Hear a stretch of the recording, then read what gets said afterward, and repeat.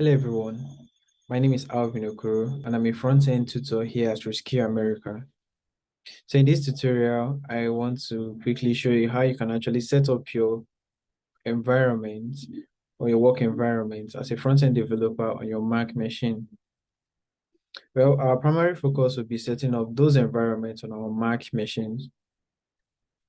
So we'll be covering tools just like the text editors, your browsers, the terminals, and many other tools that you actually need on your Mac machine as a front-end developer.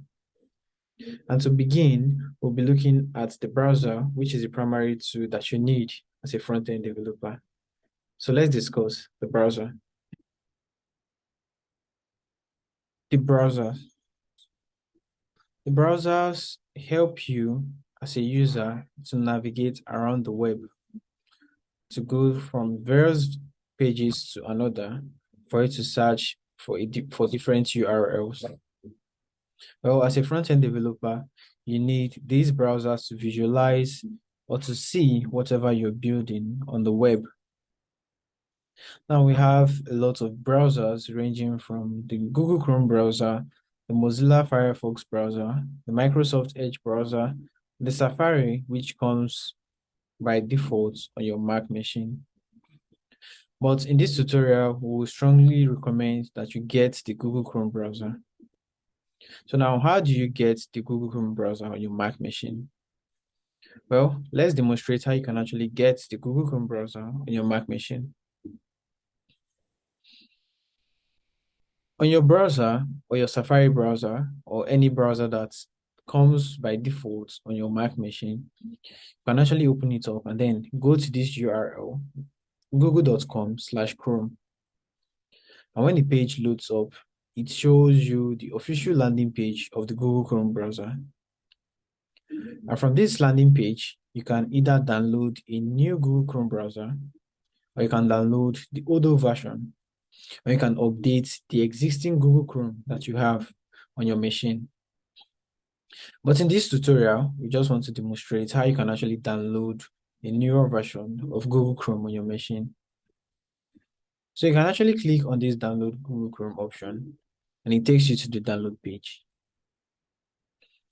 Interestingly, the download will start automatically, but in a situation the download keeps on delaying, you can click on the download Chrome manually and it will trigger the download.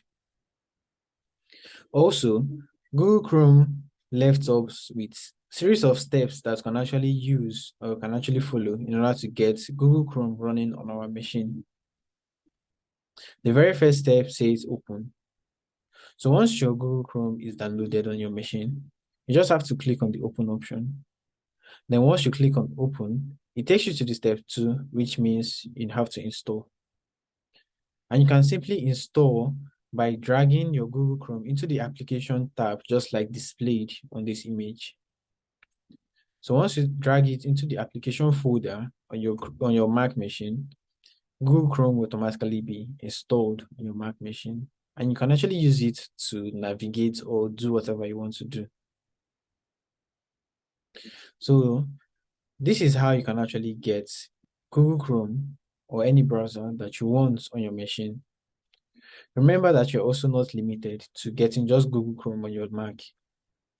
Like we said, we have a lot of browsers like the Mozilla Firefox, which is also a good browser that you can actually get.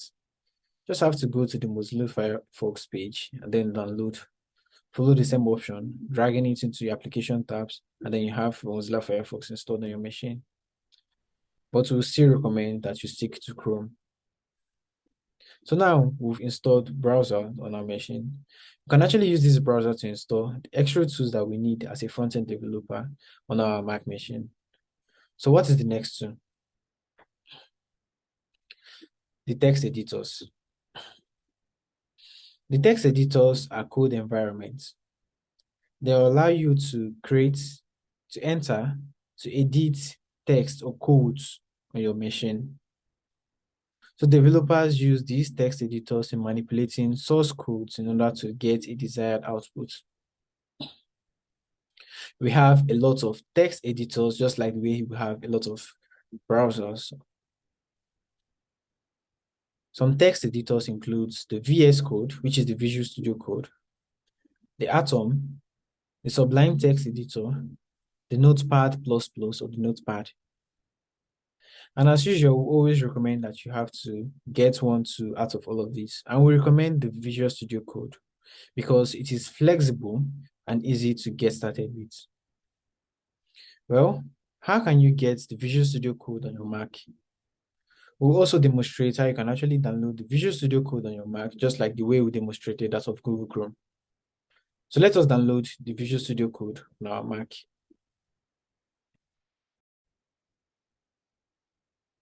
Well, on your browser or the Google Chrome that you've downloaded, you can easily navigate to code.visualstudio.com and it shows or opens the official landing page of the Visual Code text editor. From here, you have the option to download so many versions or any version that you need.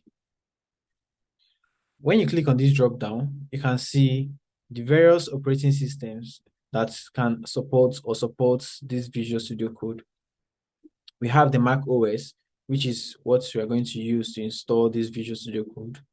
We have the Windows, we have the Linux, and we have the other downloads in case your operating system is not here.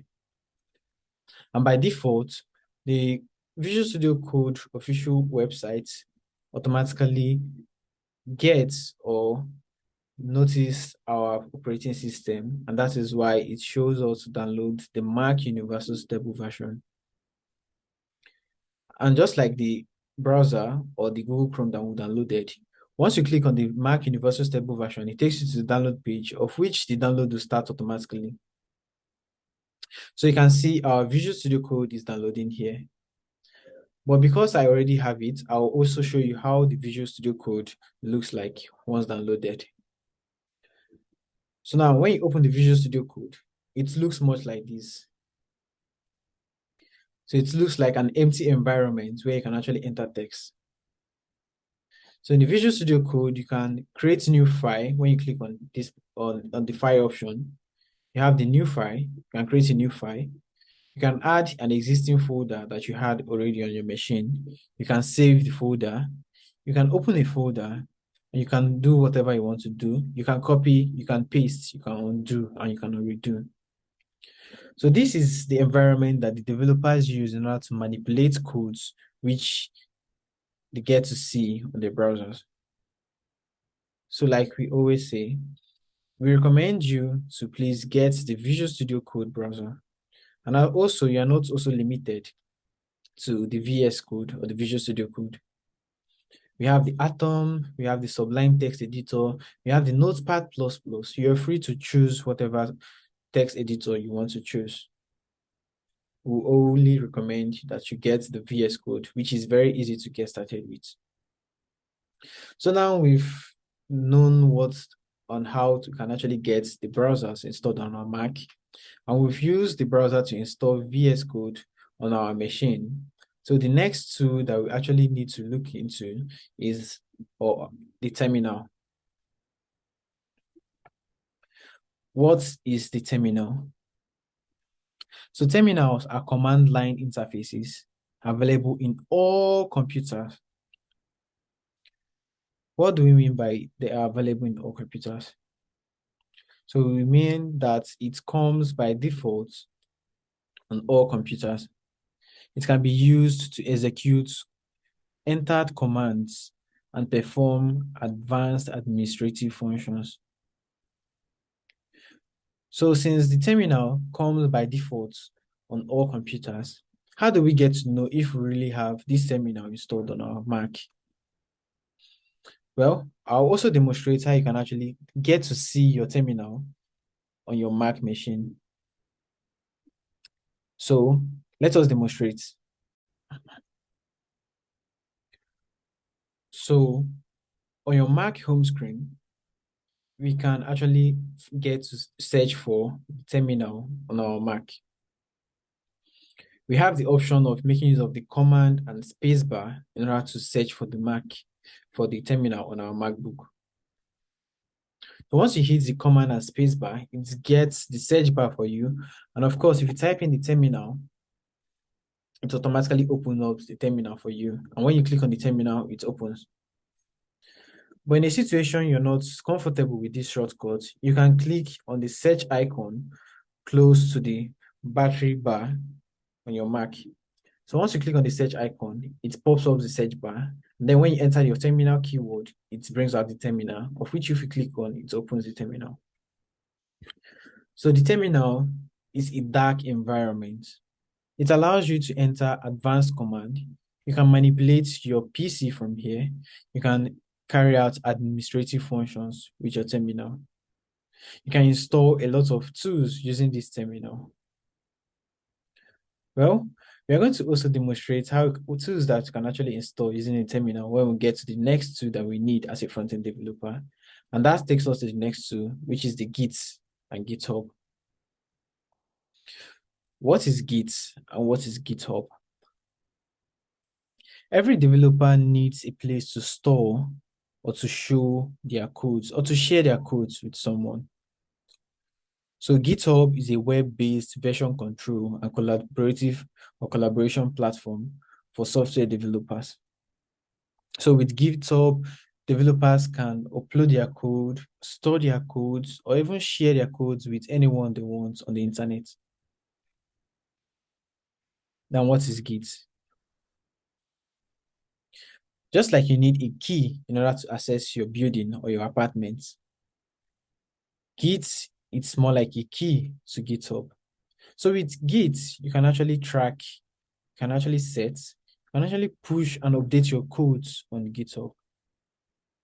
So Git gives us the ability to push our code from our machine straight to GitHub. How do we get access to this GitHub and Git on our machine?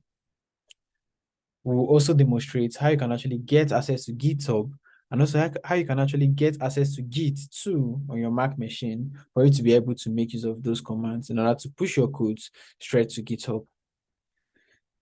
Let us demonstrate. Again, on the browser which you downloaded earlier, you can simply navigate to github.com in order to create an account. So when you open or when github.com opens, you get to see the opportunity to sign in if you already have an account, or you can sign up if you're a new user. And to sign up, you just have to click on the sign up button, which opens the sign up page. And on this sign up page, you'll be prompted to enter your email. So once you enter your email, GitHub will ask you to choose a unique username, which you use in order to set up your account.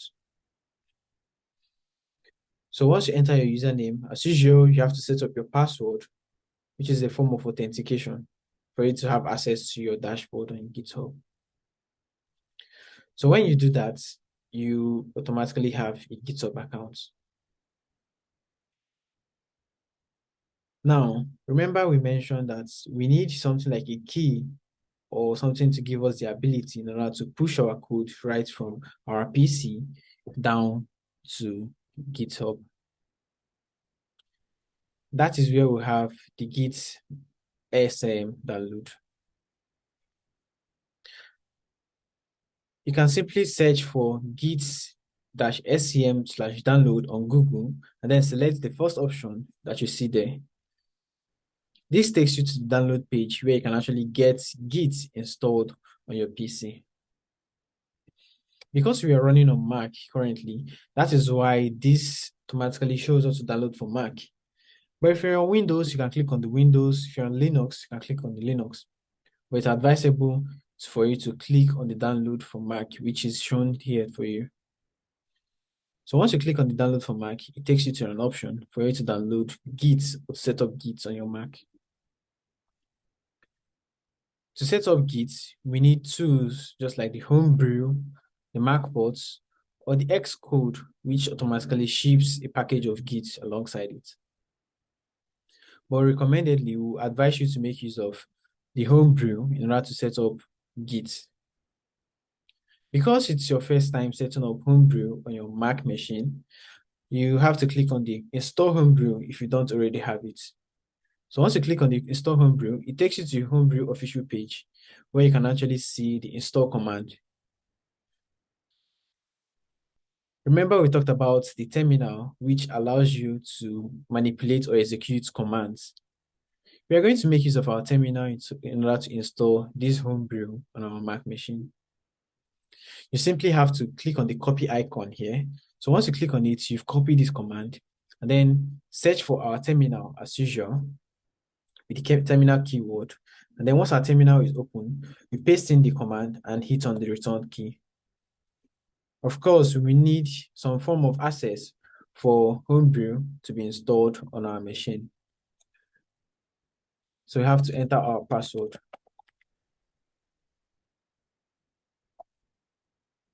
So once you enter your password, if you have Homebrew installed, it automatically tell you that you have Homebrew installed. Do you want to continue or if you want to abort?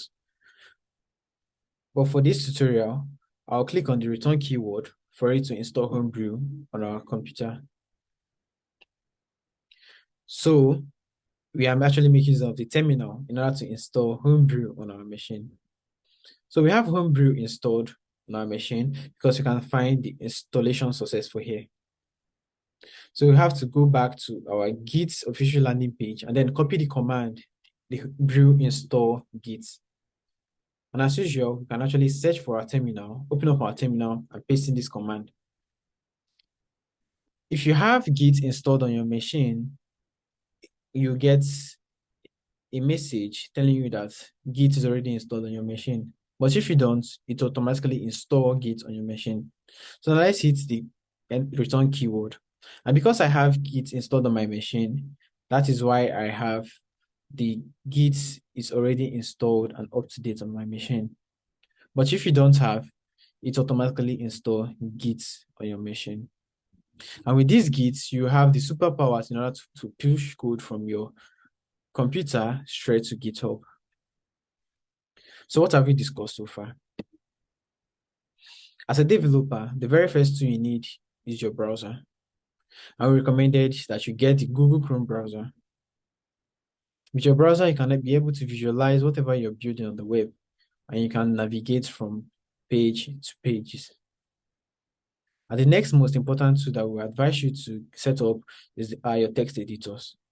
And also, we recommended you to get the VS Code, which is very flexible and easy to get started with. Once you have your VS Code, you'll be able to manipulate codes. You can create codes, you can edit codes, and you can update codes. And as usual, we have the terminal, which is pre-installed on our Mac machine. And with this terminal, we can actually use it to install whatever package we need into our Mac machine. And lastly, we discussed about the GitHub and Git. The GitHub, which is likened to a house which holds your properties, and the Git, which is more like a key to gain access to the house. So GitHub stores your code, while Git gives you the ability to push your code from your machine to GitHub. So I want you to get all these tools on your Mac machine and get ready for the program on Reskill Americans.